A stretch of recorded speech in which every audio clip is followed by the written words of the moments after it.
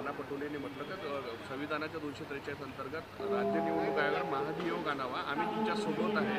जर तुम्ही सोबत आणत नसेल तर कुठंतरी बनवाबनवी असा त्याचा अर्थ होतो. काही बनवाबनवी नाही आहे. आम्ही पहिल्यापासून राज्य निवडणूक आयोगाला जे काही त्या ठिकाणी हे सुरू आहे, निवडणुका रद्द करणं, निवडणुका पुढे ढकलणं, याकरता आमचा रोजचाच त्या ठिकाणी संवाद आहे. आणि आम्ही त्या ठिकाणी आयोगाला 4 पत्रही पाठवले आहे की असं या नियमात हे करता येणार नाही, निवडणुका पुढे ढकलू नका, निवडणुका पुढे ढकलू नका. आता नाना पटोलेला प्रत्येक गोष्टीचं राजकारण करायची गोष्ट वेगळी आहे.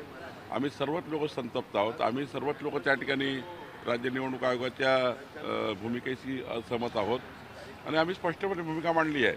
ही त्या ठिकाणी एक पत्र देऊन मांडलेली आहे. आणि त्यामुळं यामध्ये सर्वपक्षीय लोकांचं, सर्वपक्षीय उमेदवाराचं तातडीनं मतमोजणी करणे, त्या ठिकाणी निवडणुका पुढे ढकलू नका, या सर्व बाबीची आमची सहमती आहे. आता पुढे बघू काय करता येईल. पण निश्चितपणे निवडणूक आयोगाची भूमिका ही चुकीची होती. त्यांनी निवडणुका पुढे ढकलल्या नव्हत्या पाहिजे, त्या ढकलल्या आहे.